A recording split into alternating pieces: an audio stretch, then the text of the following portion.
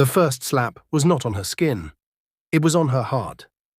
Amaka stood at the top of the stairs, frozen like a statue, her fingers gripping the cold metal rail.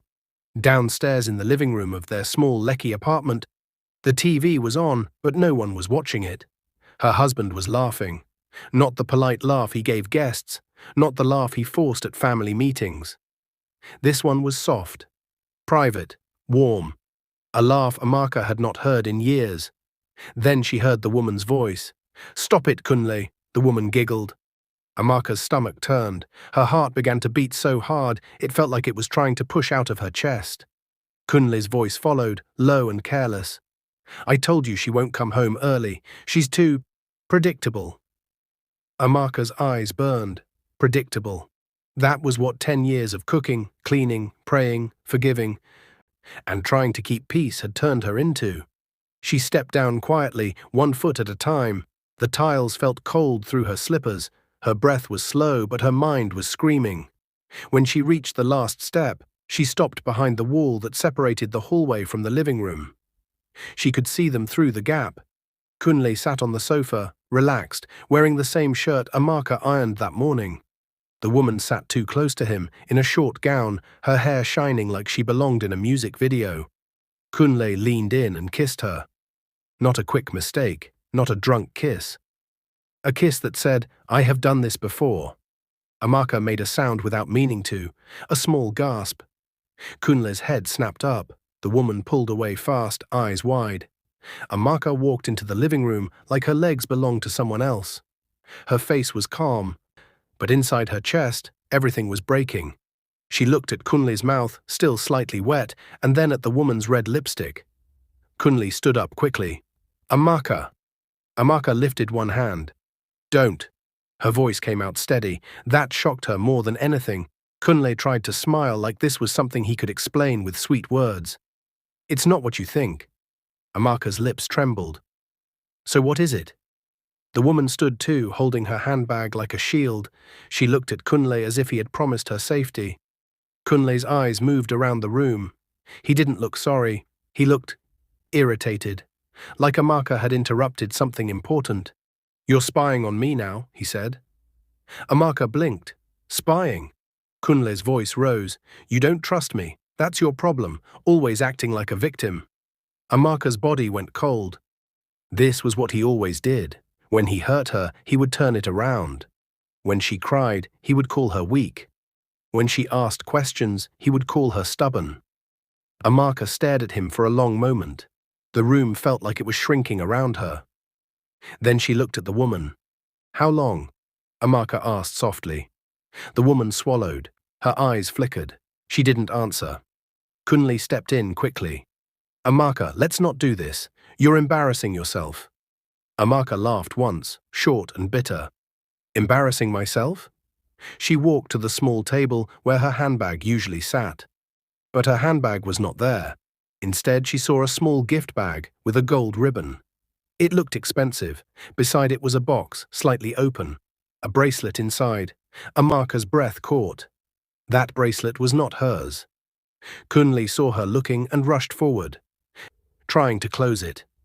Too late. Amaka touched the bracelet lightly with her finger, like it could burn her. Then she turned to Kunlay again. "So you used our money," she whispered, "to buy her gifts." Kunlay's face hardened. "Our money? Don't start that talk. You don't even work." Amaka's throat tightened. The words landed like stones. She used to work. She used to be bright, bold, and full of dreams. She used to write plans in a notebook and talk about starting her own business.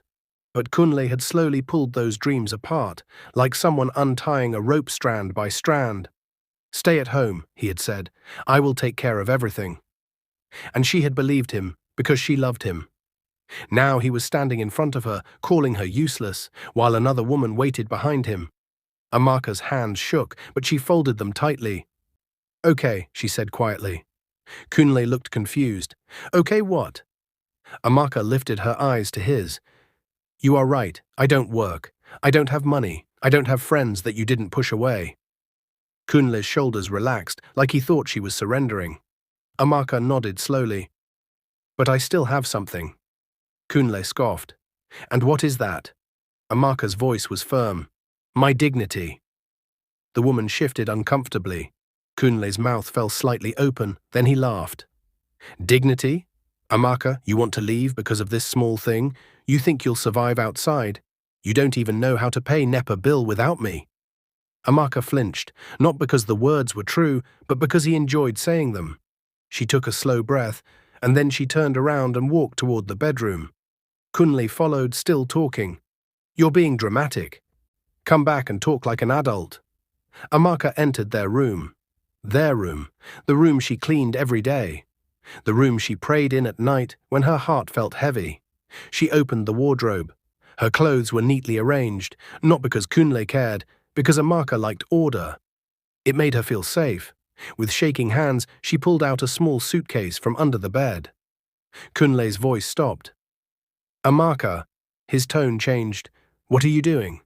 Amaka didn't answer. She packed slowly. 2 dresses, 1 pair of jeans, a few blouses, her slippers, her scarf, her small Bible. Then she opened the drawer where she kept her documents. Her ID, her marriage certificate, her school certificate, her old CV, folded and forgotten. Kunlay stood in the doorway now, no longer laughing. "Don't do this," he said. "If you step out of this house, don't come back." Amaka paused and looked at him. For 10 years, she had been afraid of those words. Don't come back. Now the words sounded like freedom. She zipped her suitcase and stood up. Kunlay blocked the door. "Amaka, stop it. You're acting like a child. You are my wife." Amaka raised her chin. "A wife is not a prisoner." Kunlay's eyes flashed. "Where will you go? Your parents are dead. Your aunt doesn't even like you. You will crawl back." Amaka's eyes stung, but she didn't cry.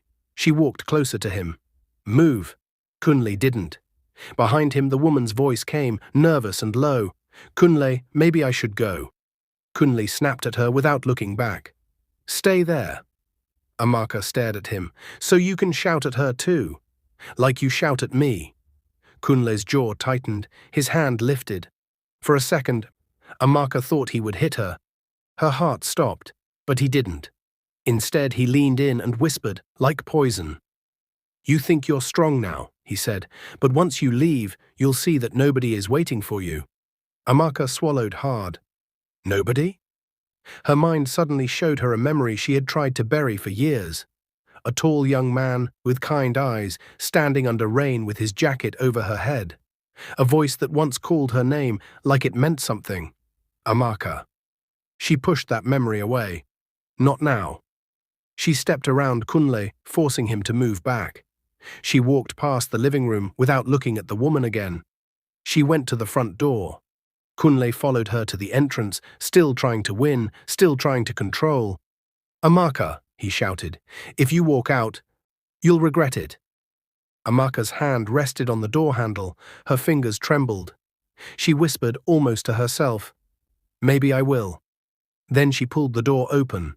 Bright sunlight hit her face. The street outside was busy. People walking, cars honking, life moving like nothing had happened.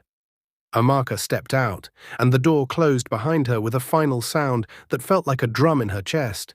She didn't know where she was going, she only knew she could not stay. She walked down the stairs with her suitcase, her heart burning, her eyes cloudy, her throat tight. But she still didn't cry. Not yet. Then her phone vibrated in her hand. A message popped up. Not from Kunlay, not from anyone she expected. It was an email notification. Interview invitation. Anderson Holdings, CEO office. Amaka stopped walking. Her blood turned cold. Anderson Holdings. Her eyes widened as she stared at the sender's name. HR, Anderson Holdings. She read it again, slowly, like her brain was refusing to understand. She had applied to many jobs in the past weeks, quietly, secretly, because she was tired of begging Kunlay for money. But this one, this company, her chest tightened. Because she knew who owned Anderson Holdings. She hadn't said his name out loud in years, but her heart still knew it. David Anderson, her ex. The man she once loved before Kunlay. The man she had left behind with a broken apology and a secret she never told anyone. Amaka's suitcase slipped slightly from her hand. She stood in the open street, shaking, reading the email again. And at the bottom of the message, her eyes caught one line that made her knees weak. Interview scheduled today, 4:00 p.m. Location, CEO's floor. Amaka's breath caught in her throat. Today? CEO's floor. She looked back at the apartment building behind her, then back at the road ahead. Her life had just shattered, and now fate was dragging her straight into the one place her past lived. She held her phone tighter, because deep down she felt it. This was not just an interview, this was a collision, and she was walking right into it. Amaka stood on the roadside long after the message came in. Cars passed, a bus conductor shouted destinations. A woman brushed past her shoulder and muttered an apology. Life kept moving, but Amaka could not. Her phone felt heavy in her hand, like it was pulling her backward into a life she had buried. Amaka, I saw your application. Don't run this time. She read it again and again. Her chest tightened until breathing hurt. David. She did not need the name saved to know who it was. There was only one person in the world who called her name like that, slow, careful, like it mattered. Her knees weakened. She dragged her suitcase to the side of the road and sat on it, pressing her palm to her chest. Don't run this time. The words were not angry. They were not sweet either. They were calm. And that scared her more than shouting ever could. For years she had trained herself not to think about David Anderson. She told herself it was the past, a foolish chapter, a love that ended because life demanded something else. But the truth was harder. She had not left David because she stopped loving him. She had left because she was afraid of his dreams that were too big, afraid of his world that felt too sharp and demanding, afraid she would become small beside him. So when Kunlay came, simple, steady, promising peace, she chose safety over fire, now that safety had pushed her out with insults and another woman's lipstick. Amaka closed her eyes.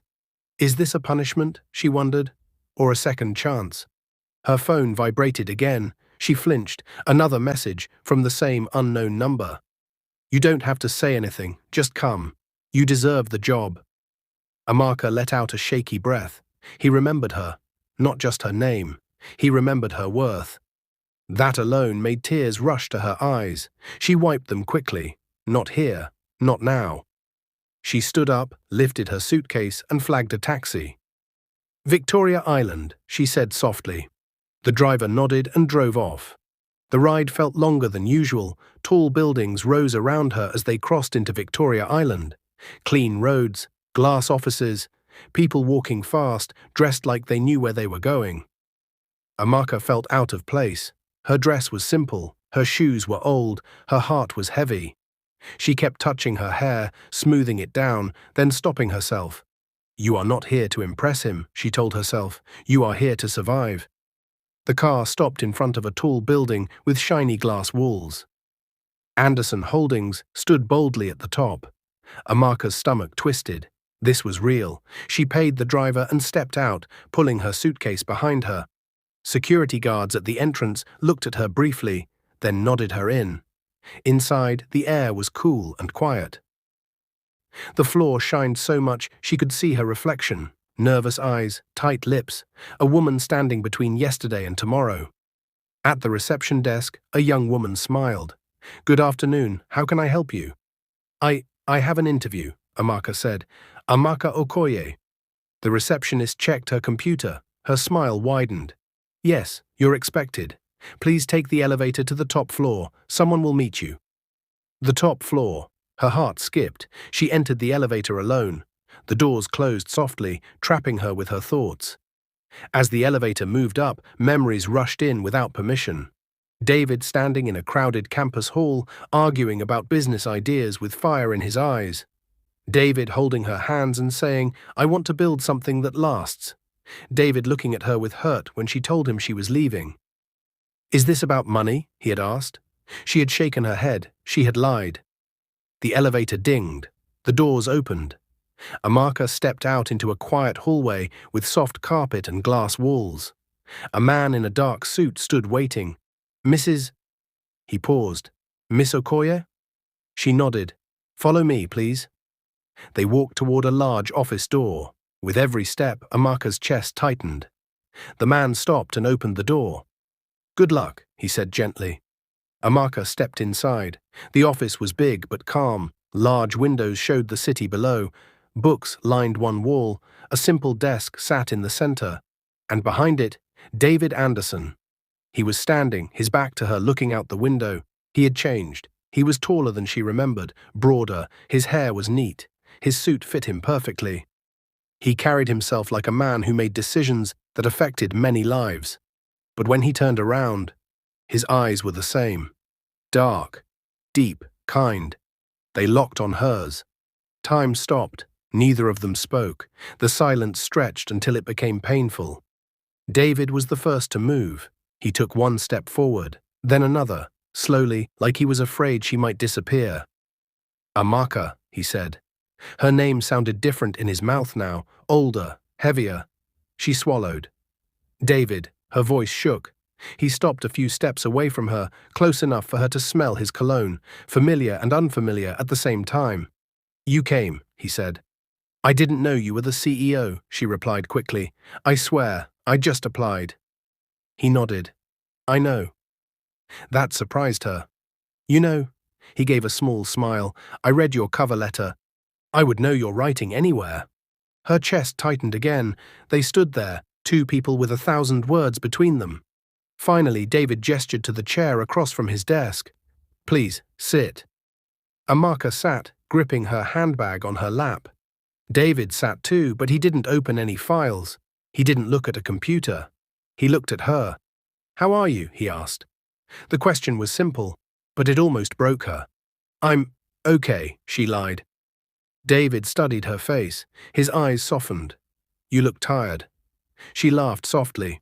"Life can do that." He nodded. "Yes, it can." Silence again. Then David leaned back slightly. "You left your marriage today." Amaka's head snapped up. "How did you—" "Your address changed in the system," he said calmly, "and you came with a suitcase." Her cheeks burned. "I'm sorry," he added quickly. "I didn't mean to pry." Amaka took a deep breath. He cheated. David's jaw tightened. "I'm sorry," he said, and this time his voice carried weight. She nodded. "Thank you." Another pause. Then David said quietly, "You shouldn't have gone through that." She looked up at him. "You don't know the half of it." He met her eyes. "Then tell me." Her heart pounded. Tell him. Tell him about the years of shrinking. Tell him how she had traded fire for safety and still got burned. Tell him the real reason she left him years ago. Her mouth opened, and at that moment the office door opened without a knock. A woman walked in confidently, high heels clicking on the floor. She was tall, elegant, and smiling. "David, the board meeting is in 10 minutes, the woman said, then stopped when she saw Amaka. Her smile froze. She looked from Amaka to David. Then she smiled again. But this time it was sharp. "Oh," she said slowly, "I didn't know you had company." David stood up immediately. "This is Amaka Okoye." The woman's eyes flickered. "And this," David continued, "is my fiancé." Amaka's heart dropped. The word hit her like a slap. "Fiancé." The woman stepped closer and stretched out her hand. "I'm Tola," she said sweetly. "David has told me so much about you." Amaka stared at her hand, then at David's face. Fiancé?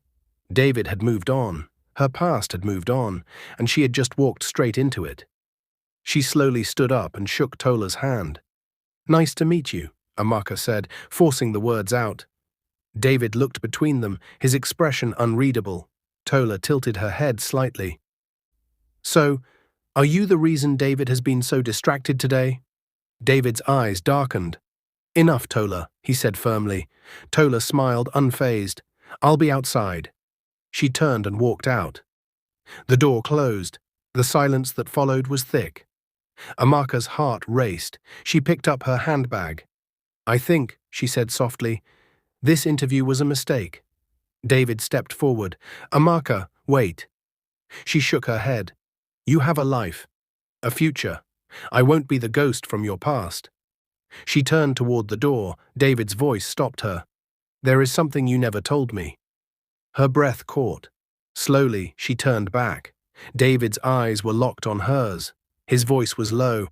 "Before you left me," he said, "you were pregnant, weren't you?" Amaka's world tilted. The room spun. Her secret, buried for years, had just been dragged into the light, and she had no idea how he knew. Amaka did not sit down. She did not move. She did not breathe. David's question hung in the air like thunder waiting to strike.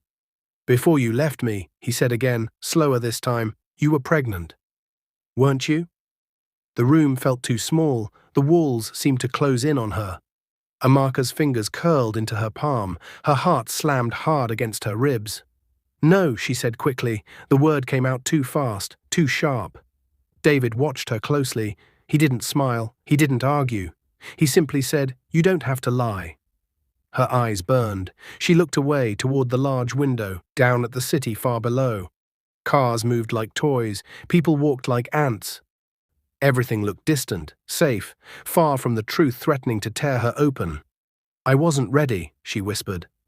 David stepped closer. "Ready for what?" "For that life," she said. "For you." He flinched, like her words had touched an old bruise.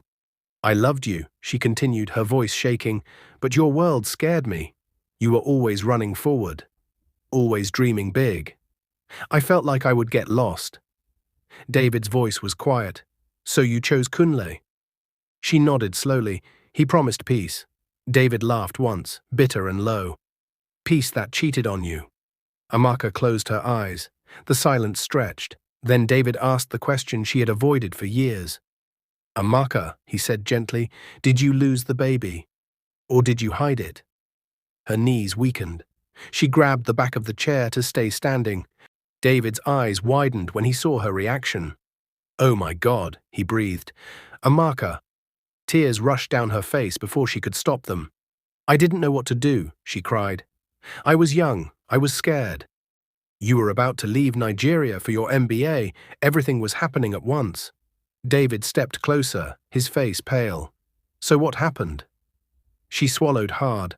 "I lost it," she said softly. "I miscarried, a few weeks after I left you." David closed his eyes. Pain crossed his face like a shadow.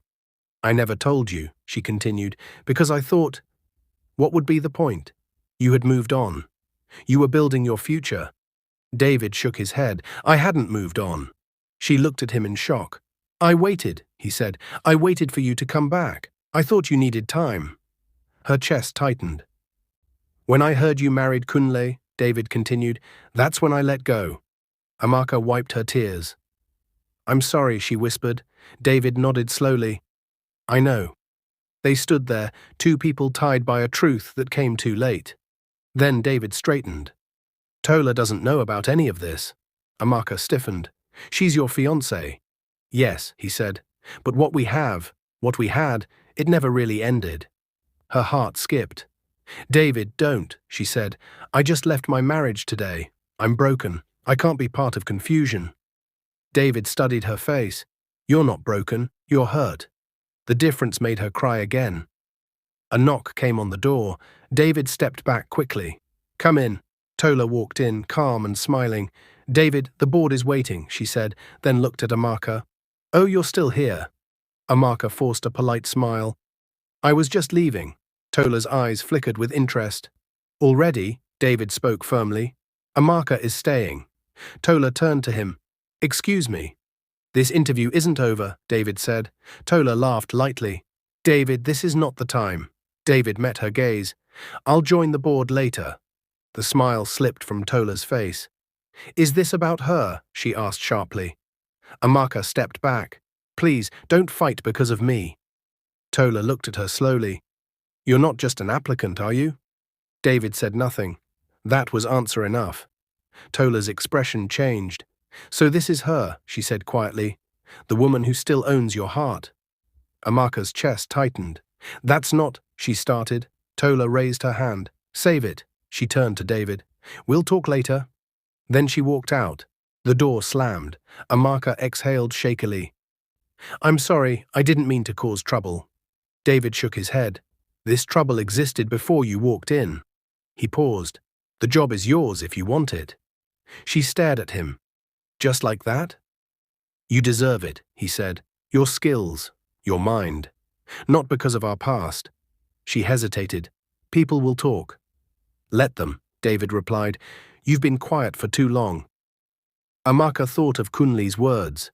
Nobody is waiting for you. She lifted her chin. Okay. David smiled, small, real. That evening, Amaka left the building with a job offer in her bag and confusion in her heart.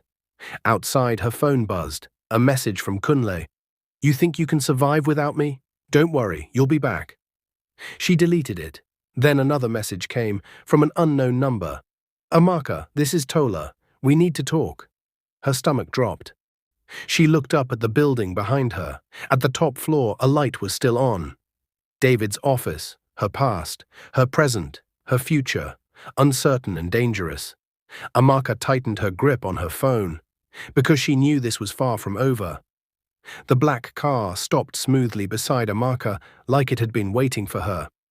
The back door opened. Tola stepped out.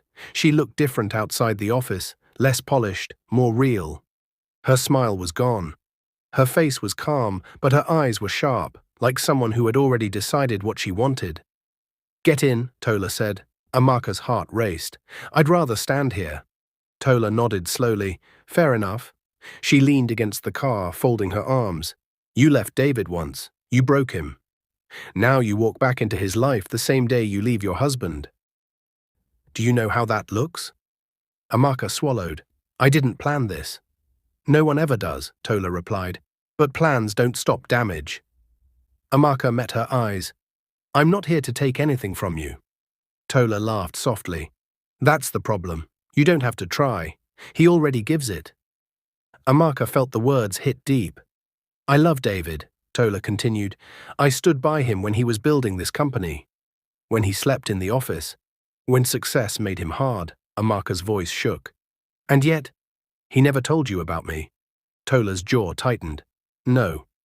Silence fell between them. Then Tola said something that froze Amaka's blood. You know why I'm really here? Amaka shook her head. Tola leaned closer. Because David was ready to cancel our engagement today, before you even arrived. Amaka stepped back. That's not true. Tola's voice dropped. He told me last night. The world tilted. He said there was something unfinished, Tola continued, something he never healed from. Amaka's chest tightened. Then why are you still here? Tola's eyes softened just for a moment. Because love doesn't leave quietly. She straightened. So I'm asking you to do what you did before. Walk away. Amaka shook her head slowly. I don't know how this ends. Tola studied her. If you stay, people will get hurt. Amaka whispered, people are already hurt. Tola sighed. Think carefully. This world is not kind to women who are blamed for men's choices. She opened the car door and got in. Before the car drove off, she added, David will choose, but so will you. The car disappeared into traffic. Amaka stood alone, shaking. That night, Amaka stayed in a small guest room offered by a church friend. The bed was narrow, the room quiet. Sleep refused to come. Her phone buzzed again, a call from David. She stared at it, then answered. Amaka, his voice said softly. Are you safe? Yes. I heard Tola came to see you. Amaka hesitated. She did. Silence. Then David said, I ended it. Her breath caught. What? I told her the truth, he said. I can't pretend anymore. Amaka sat up. David, this is too fast. No, he replied. What was slow was me lying to myself. Tears filled her eyes. I just left a marriage. I need time. I know, he said gently, but I don't want to lose you again. She closed her eyes. I'm scared. So am I, David admitted, but I would rather face fear with you than peace without you. Her heart pounded. Before she could reply, another call came in. From Kunlay, David heard the vibration. Is that him? Yes. Answer it, David said quietly. You don't owe him silence. Amaka took a breath and answered. Kunlay's voice came loud and angry. So it's true. You ran straight back to him. Amaka froze. What are you talking about? Don't pretend, Kunlay snapped. David Anderson, I know everything. Her blood turned cold. How? Kunlay laughed. You forget I still have friends. David's voice was steady beside her. Put him on speaker. Amaka did. Kunlay continued, You think this man wants you? He just likes fixing broken things. Amaka's hands shook. Stop. Kunlay's tone turned sharp. You left my house, but you didn't leave my life. If you think I'll let you move on peacefully, you're wrong. David's voice cut in, calm but firm. This conversation ends now. Kunlay went silent. Then he said slowly, You don't know what you're stepping into. The line went dead. Amaka stared at the phone. Fear crept into her chest. David's voice softened. He's trying to scare you. It worked, she whispered. David said, Stay close. Don't walk alone. She nodded, even though he couldn't see her. They ended the call. Amaka lay back on the bed, staring at the ceiling. Her past had found her. Her future was pulling at her. And somewhere between fear and love she felt it. The calm before a storm. The knock came again. Firm. Official. Amaka sat up slowly, her heart pounding so hard it hurt. The small room felt suddenly tight, like the air had been sucked out. She walked to the door on shaking legs and opened it. A police officer stood outside. Dark uniform. Calm face, a file tucked under his arm. Amaka Okoye? He asked. Yes, she whispered. You need to come with us. It's just a few questions. Her knees almost gave way. Is this about my husband? She asked. The officer nodded. Mr. Kunlay Adeyemi filed a report last night. Her chest tightened. A report for what? The officer looked at his file.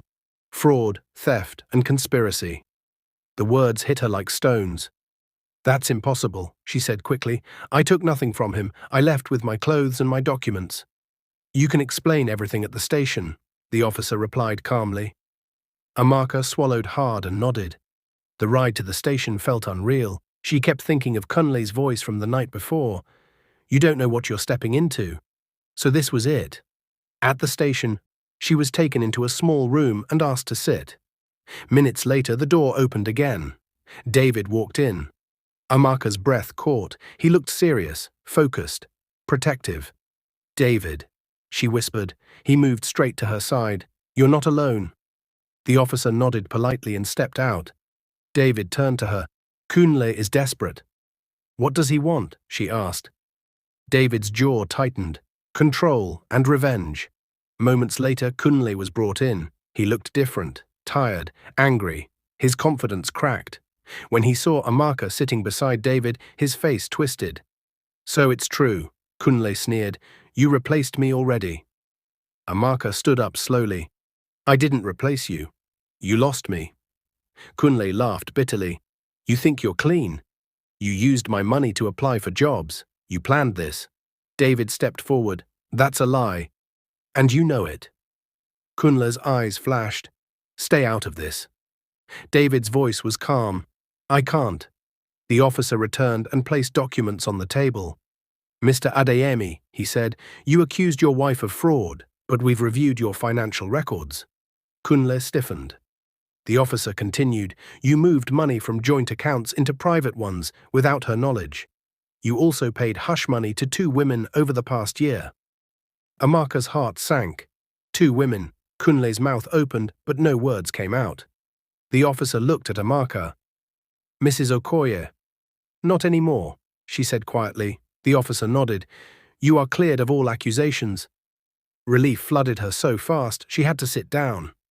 The officer turned back to Kunlay. You, however, are under investigation for financial misconduct and false reporting. Kunlay's shoulders slumped. As officers led him away, Kunlay turned back to Amaka. His voice cracked. You think this is victory? Amaka met his eyes. No, this is freedom. Kunlay was gone.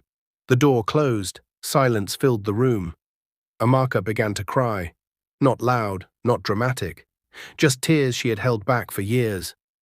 David knelt in front of her. It's over. She shook her head. It feels like everything just ended. And began at the same time. He smiled gently. That's usually how truth works. Later that day, they sat in David's car outside the station. Amaka stared out the window. "I feel empty." David nodded. "You carried too much for too long." She turned to him. "Why didn't you hate me?" He looked surprised. "For leaving?" "For everything," she said. "For breaking your heart, for choosing another man." David sighed. "I was angry. But hate never stayed." He paused. "Do you know why I never married all these years?" Her heart skipped. "Why?" "Because every time I imagined forever," he said softly, "your face showed up." Tears filled her eyes again. "But I don't want to rush you," he added quickly. "You need time." Amaka nodded. "I do." They sat quietly. Then her phone buzzed. A message from an unknown number. "Tola, I heard about Kunlay. I'm sorry, I won't stand in your way anymore. Take care of him. And yourself." Amaka stared at the message for a long moment. Then she typed back, "Thank you for your honesty. I wish you peace." She put the phone away. David watched her. "Are you okay?" She nodded slowly. "I think, for the first time in years, yes." Weeks passed. Amaka moved into a small apartment close to work. Nothing fancy, just clean, quiet, hers. She started her new job at Anderson Holdings. At first, people whispered. Some looked at her with curiosity. But Amaka worked harder than she ever had before. She spoke in meetings, she shared ideas, she remembered who she used to be. David kept his distance at the office. No favoritism, no secrets, only respect. In the evenings, they talked.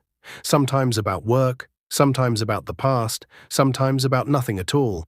Slowly, carefully, they rebuilt trust. One evening, they sat on David's balcony, watching the city lights. Amaka wrapped her sweater around herself.